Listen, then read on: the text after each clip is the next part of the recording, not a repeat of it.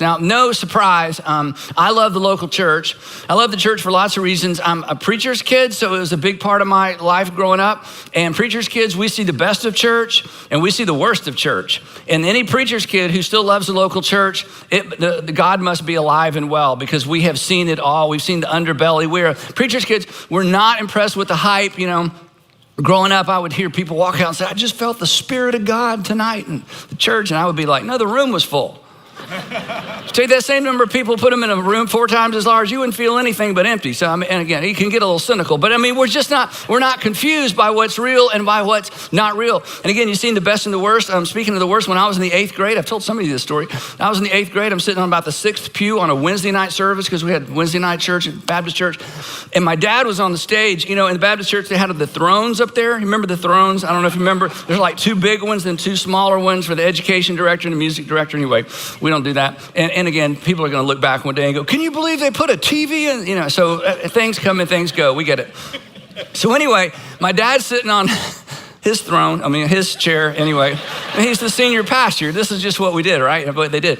And there's this guy there behind the pulpit, and he didn't like my dad. There was some stuff going on in the church. And he starts talking, and he uses profanity. I know, we wouldn't even do that now. This is like 1970s. I was in the 8th grade. And my dad walks up beside him, the guy standing there, and he says his name. I still remember his name. And he said, so-and-so. He said, we're not going to have that kind of language. And this guy looks up at my dad and says, you better go sit down or you might get punched. I know, it was exciting. Everybody came to church, it was like, this is amazing, so that's why we gave you popcorn this morning. It's like, yeah. Anyway, so my dad just stood there and stared him down, and this guy turns around and boom, hits my dad in the jaw. I know, I'm 8th grade. Next thing you know, I'm crying. I'm on the front. I don't know how it happened.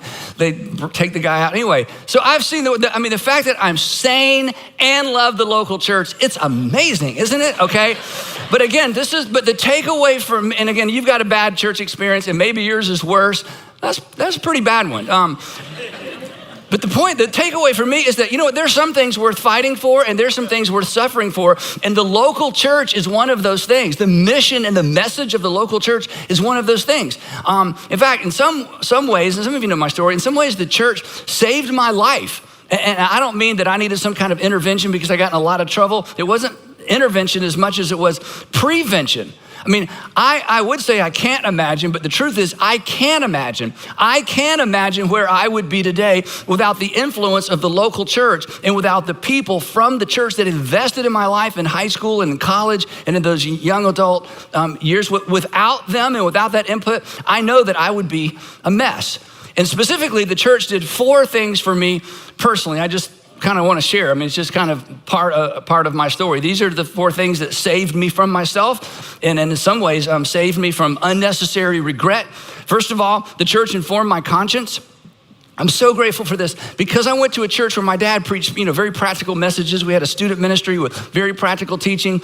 It informed my conscience. I was trying to think, I avoided so many moral and ethical landmines because of the influence of the local church.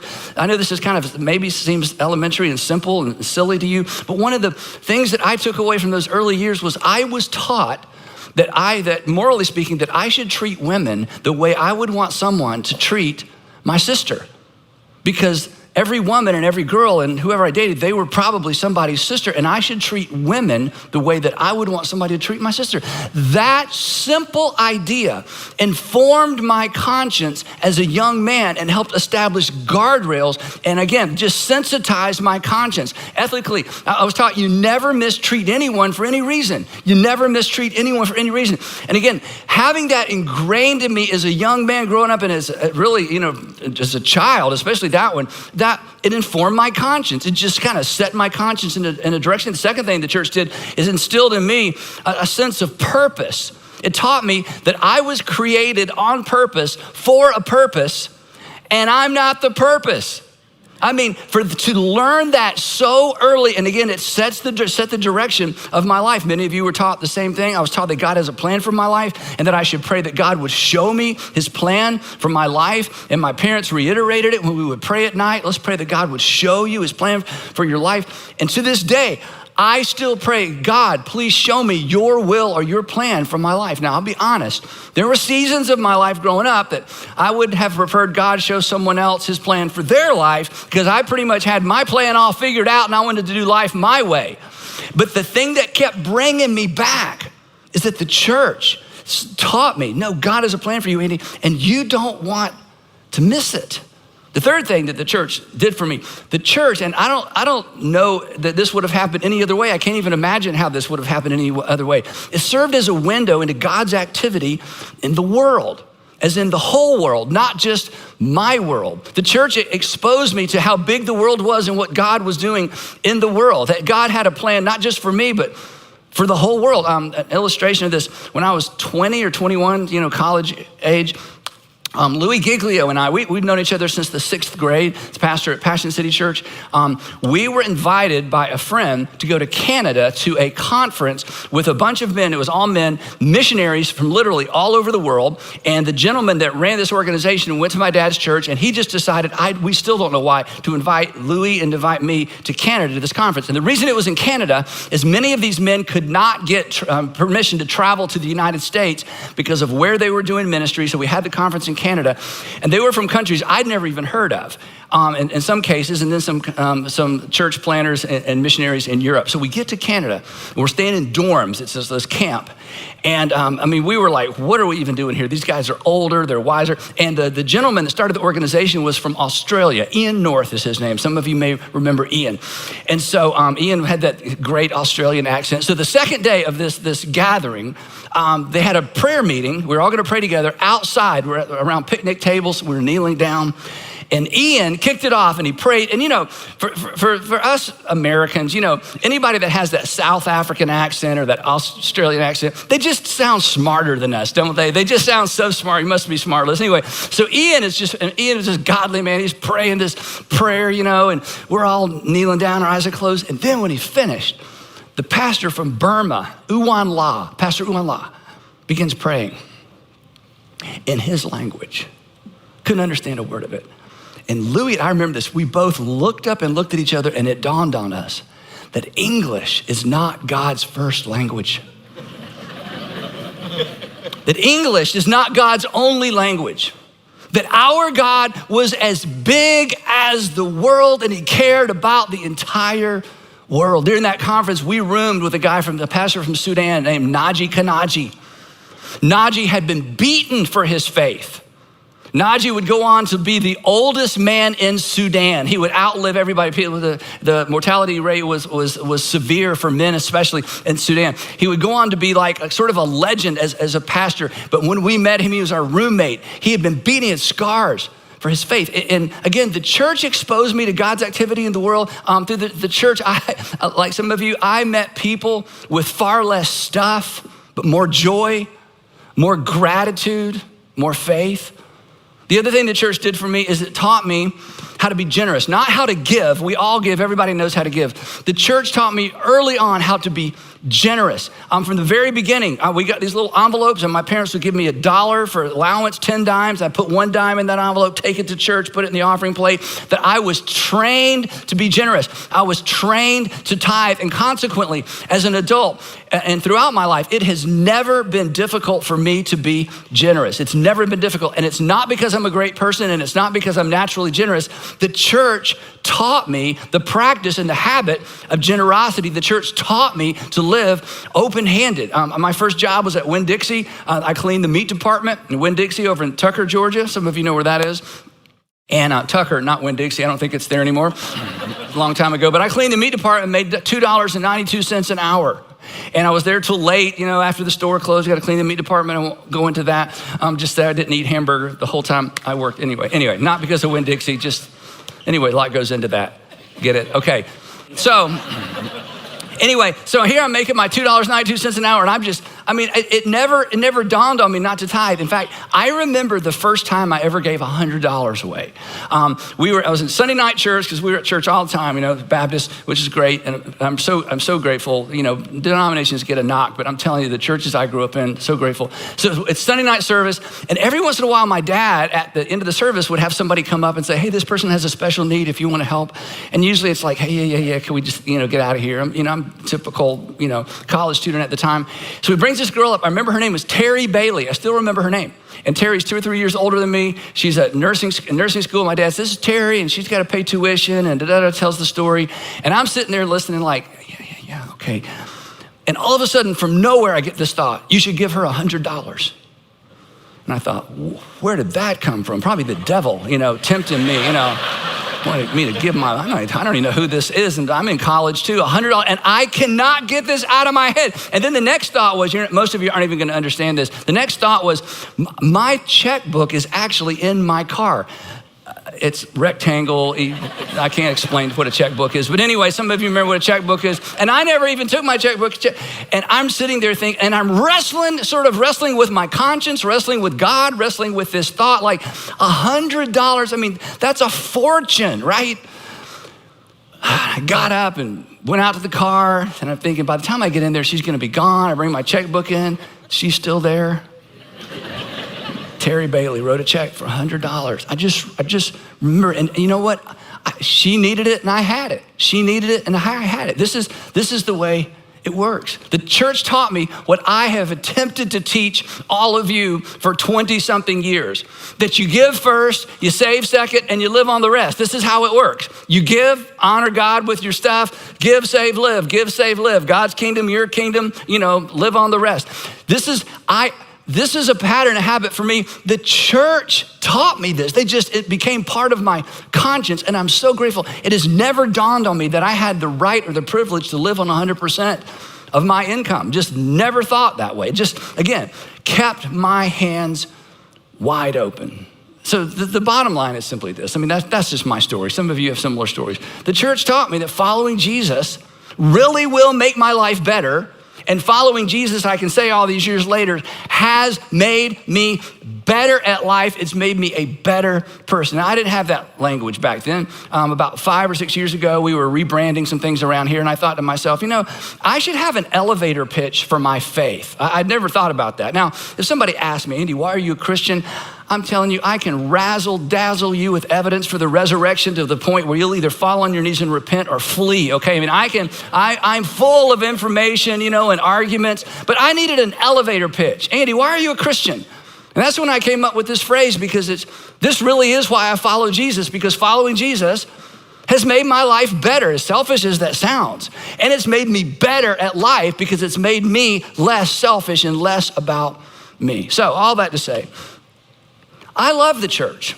I mean, with all of its faults and failures and with all the inconsistencies and things that come and go and people that do crazy things, I love the local church. But the church isn't just good for me, and the church isn't just good for you, and the church isn't just good for us.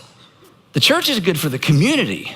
The church is good for the world. In fact, the church, this is why it's so important. The church is actually God's agent. This is why God created the church. This is why Jesus launched the church.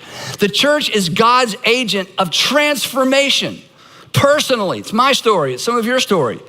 Culturally, we've seen that happen when the church is hitting on all cylinders or hitting on all batteries. I don't think the all cylinders thing is going to last that long. But anyway, when the church is doing what the church is designed to do, and it's God's agent of transformation globally. I love what Crawford Loritz says in this regard. He says this. He says the church, it represents the destination. The church represents the destination at which culture needs to or should arrive. In other words, what he's saying is this, that when we get it right relationally with us, and when we're one anothering the way we should one another, and when we're one anothering to people outside the church the way we should one another to people, and when we live open-handed and transparent, and when we ask forgiveness and when we repent. In other words, when we're following Jesus, what we represent is what the entire culture should be drawn to and what ultimately what the culture should become.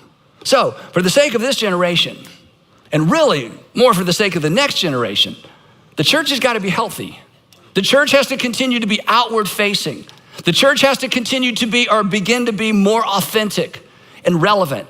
And for the last 27 years, depending on how long you've been around, we have worked so hard to maintain an outward-facing church. And that is not easy because the gravitational pull of the church is toward the people who are here. The gravitational pull of the church is always towards self and selfishness, just like the gravitational pull of your heart and my heart. But you and we have been successful in maintaining an outward-focused church. And the church in general must remain outward-focused. And one of the things that we're trying to do as a group of local churches all over the country is to influence the rest of the church to say, don't turn inward. Don't get selfish. Don't get about me and my four and no more, because that's not the church. The church must be on mission and the church must be on message. It must be on the mission of Jesus. Make disciples of all nations, make followers of all nations, and it must be on message. And the message is this: for God so loved the whole world that he moved in the world's direction. I bring you good news of great joy for all people, the angel said. That's the message of the church, and that's the message of Christianity. And as you can tell, I am more passionate about this than ever because our potential as a group of churches is greater than ever. And I want us to lead in that way, and I want us to lead the way because so many churches and so many pastors look to us for leadership. You kind of break the rules that need to be broken from time to time, and other churches get the courage to follow along. And we don't get it perfect, of course we don't. But God has raised us up in this generation for whatever reason to be a light to other churches and church leaders in order to stay outward focused, because we believe the message of Jesus is for all people, all generations, for all time, regardless of what people are experiencing, regardless of what they fear, regardless of how they've been treated. So I want us to keep doing that. Now, most of you are like me. You love our country. You love the United States of America. If you live here, I love our country. I'm so patriotic. And I'm absolutely convinced the best thing for our country is a healthy, vibrant, outward-facing church. The health of our nation actually mirrors the health and the influence of the church. And the reason I say that with confidence is this: the church, the message of the church provides the strongest argument. I would even say the only argument, but that may be pushing it too far. But the message of the church provides the strongest argument for dignity of the individual and human rights. Human rights to us is intuitive, but it's not really intuitive. It feels intuitive because you were taught that. And you were taught that because the message of Jesus and the message of the church still cast its shadow over our nation and over our culture, even though not everybody in our nation or in our culture are Jesus followers. But it was Jesus and his followers. It was Jesus and his followers, the church, that insisted that everyone is an image bearer. It was Jesus and the follower and the church leaders that insisted that everyone you've looked at across the kitchen table or across a coffee table or anywhere at work, you are eyeball to eyeball with an image bearer of God, and they have dignity regardless of who they are, regardless of what they look like, regardless of what they've done. That is the message of the church. That is not the message of chemistry, biology, naturalism. It doesn't exist. And the fabricated arguments for why we should treat people with dignity, they have no actual foundation.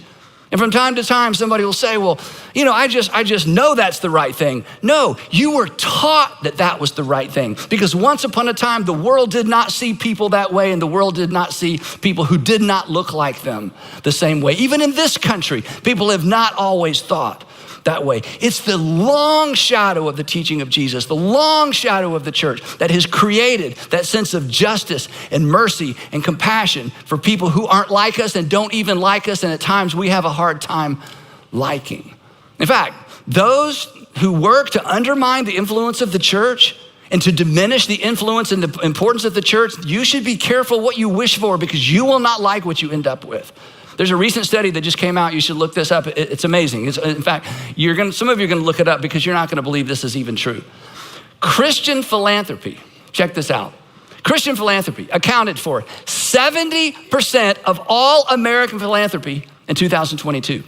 70%. In other words, the money given by individuals and the money given by foundations, Christian foundations and organizations, 70% Does anybody want that to go away? Suddenly our nation is more selfish without the church. Our nation is more self-centered without the church. And then this next statistic is really even more remarkable to me. In fact, this amounts to about $300+ billion given away to and by the church. Christians, this is more astounding to me. Christians outgave the US government. Christians outgave the US government in addressing global poverty in 2022. That's a big deal. That's the power of the church.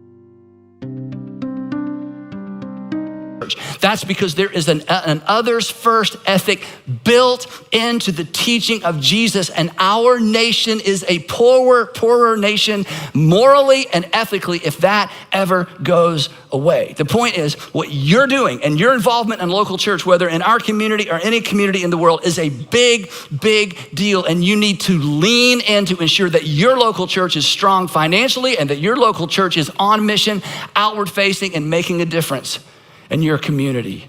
The other statistic is this, like of the top healthiest and largest, the 50 largest and healthiest charities in the US, 40 of the 50 are faith-based. I love what Philip Yancey says. I've read this to you before. It's from his book, Vanishing Grace. It's an older book. But this, I don't know, there's so much literature around this topic, and I've pulled quotes from time to time from other authors, but he just hits it. He just goes right to the point that I'm trying to make. He says this: those who condemn the church for its blind spots. And does the church have blind spots? Of course it does. Let me tell you what else the church does. I'll come back to that in a minute. The church has blind spots, but the church has a self-corrective mechanism built in. And do you know what the self-correcting mechanism that's built into the church? The teaching of Jesus. But anyway, we're gonna, in about a month and a half, we're gonna come back to that and explore that fully. Those who condemn the church for its blind spots do so by gospel principles. In other words, he says anytime somebody takes a shot at the church, the basis of what they're accusing the church of is rooted in what the church unleashed in the world because of the teachings of Jesus. For its blind spots, they do so by gospel principles, arguing for the very moral values that the gospel originally set loose in the world. Well, Philip, can you give us an example? He's like, yeah, I'll give you a bunch of examples. Human rights, civil rights, women's rights, minority rights, gay rights, disability rights, animal rights. The success of these modern movements, they're all modern movements because once upon a time, nobody cared. Because why care? The success of these modern movements reflects a widespread empathy for the oppressed that has no precedent. For those of you who love history, you know this. That has no precedent in the ancient world. In fact, it was the opposite.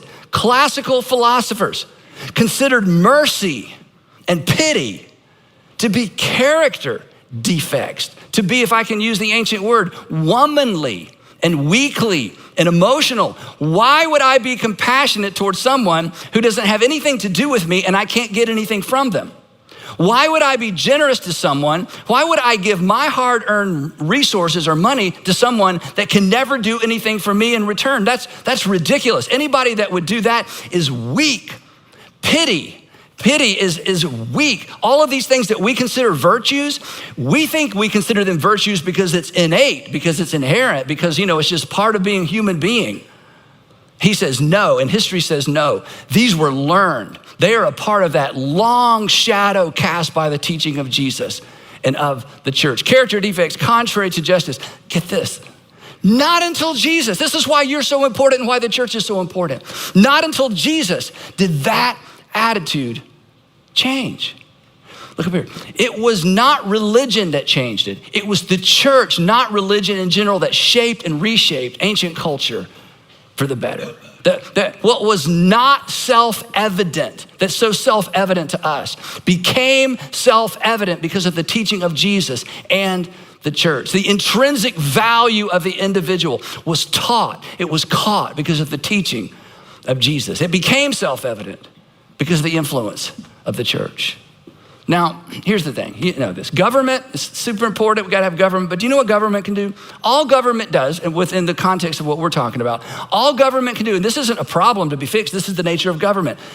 Government can tell us how low we can go before we go to jail. That's what the government does in relationship to what we're talking about. All the government can do is tell you, here's how low you can go, and if you go any lower, you go to jail. Media reminds us constantly of how low we've gone and how low we've sunk. So here's the question. It points to our responsibility and our opportunity. Who challenges citizens of our nation or of any nation to live beyond the letter of the law?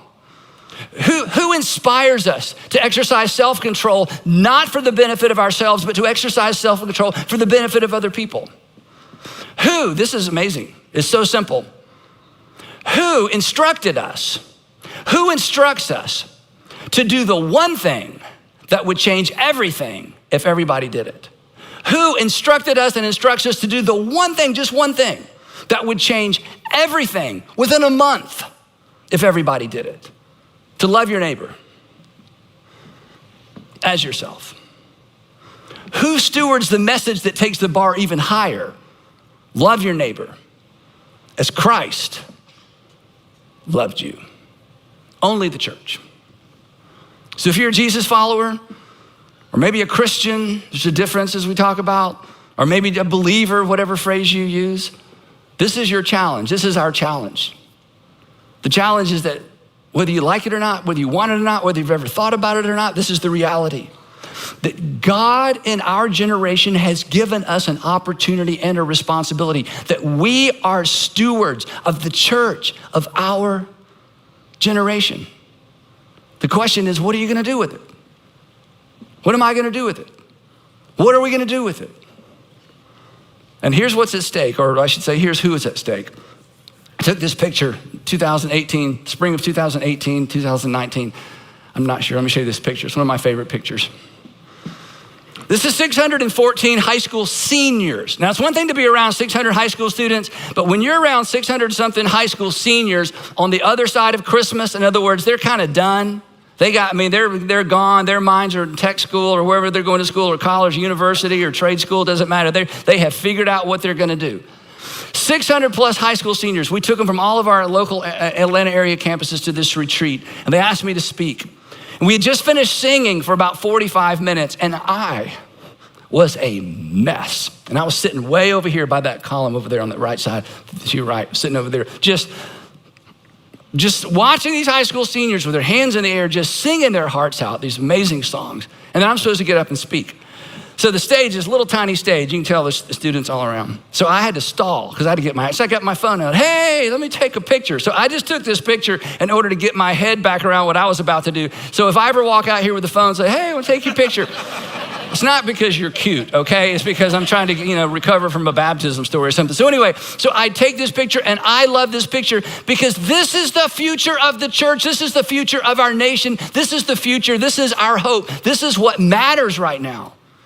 And we have to take this seriously because we are responsible for the church of this generation and the next generation. That's why we talk about it so often. That's why I love this picture.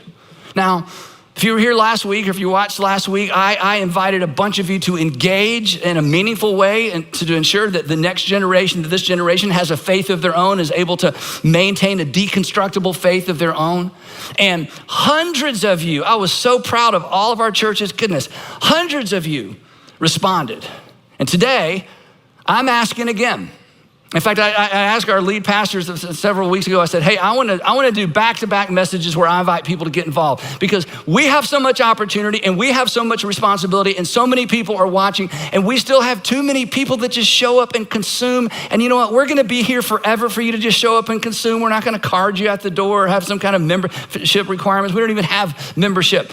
But more of you need to step up and get involved in a meaningful way in your local church. And I mean, wherever you live, you need to find a local church. And for those of you who watch online, you consider us your church. We appreciate that. You need to find a local church. And you're like, well, I can't find one I like.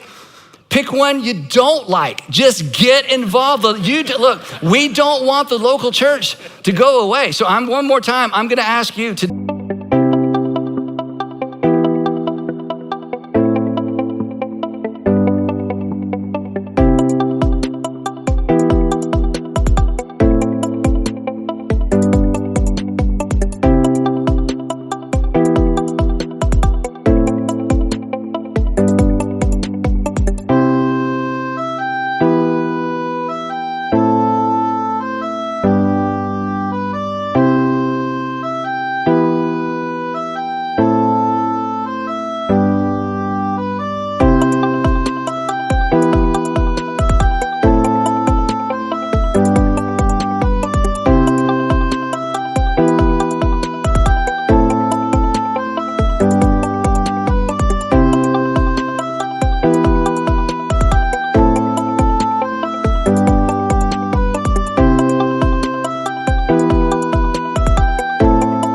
day for everybody watching to get involved in a meaningful way, either in terms of serving or with your money in a significant way, to ensure that we maximize our potential in our communities and maximize our influence in the Big C church. Now here's the thing. I'm gonna, get on your nerves a little bit. Most Christians, I hate to say this, are content to just consume. Just get what I can. I'm too busy, not gonna go, gonna drive by. No, they're there waiting for me. So in fact, somebody said, I read it in a book, it's a great illustration. It said a local church oftentimes like that gas station on that deserted country road, and you've seen it 1,000 times, and you've never paid any attention until suddenly you needed it and you were glad they were open. We are always gonna be open. We're always gonna be here for our community and for the world. But some of you need to quit being the drive-by and stopping every once in a while and decide, I'm gonna engage with my life and my family and my finances to make sure our expression of the local church is as strong as it can possibly be.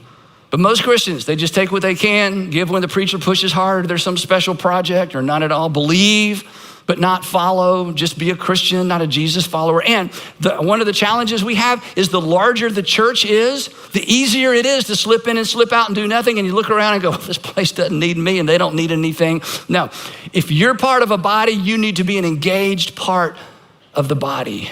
So here's the challenge. Ready? Don't be most Christians. You know better. You are better. So let's be better than that. Everywhere you look, and I don't know if you don't read the same stuff I read, but everywhere, all the experts are telling us the church in America is dying. The church in America is dying. The church in America is going away. We're on the brink of becoming like the church in Canada. No offense to the Canadians. Like the church in Europe. No offense to the Europeans. But you know what the pastors in Canada and Europe would tell us? I'll tell you what they would tell us, because in January, I'm on a panel with a pastor, one of the panel members, a pastor who's in our church network from Canada. And I've just a good friend, he's an amazing guy, and he would tell you if he were here, because he told us from the panel, don't give up and don't give in, and be involved, stay engaged. Don't let happen in the United States of America what has happened in other parts of the world. Don't let the local church become so weak and so anemic that it doesn't matter anymore, because if you lose it, it's virtually impossible to get it back. If you lose the influence you have, it's virtually impossible to get it back. So here's the thing, you're the church, not me. You are the church. It's not the building, you know that.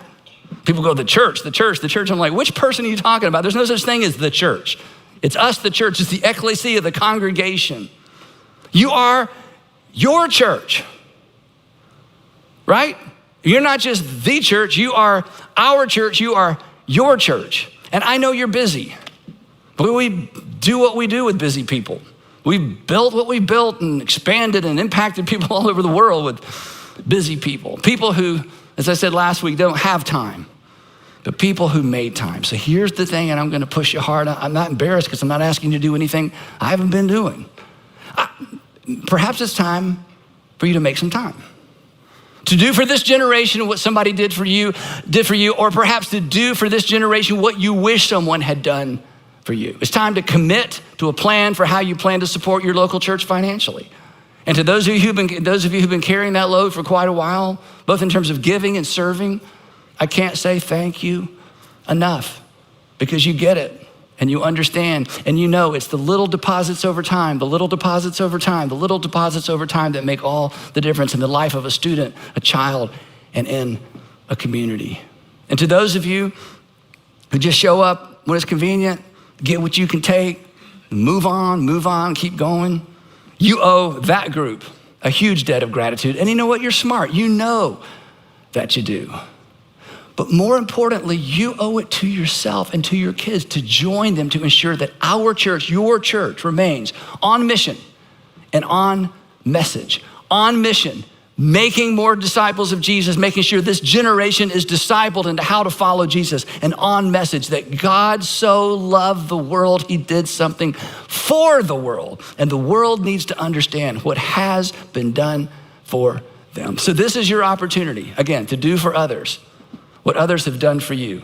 But maybe more importantly, this is your opportunity to do for others what maybe you wish someone had done for you and will continue to do for you, whether you return the favor or not. Because here's the amazing thing. Here's the promise.